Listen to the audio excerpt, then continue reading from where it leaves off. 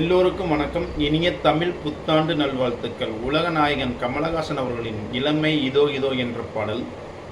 படம் சகலகலா வல்லவன் இருந்து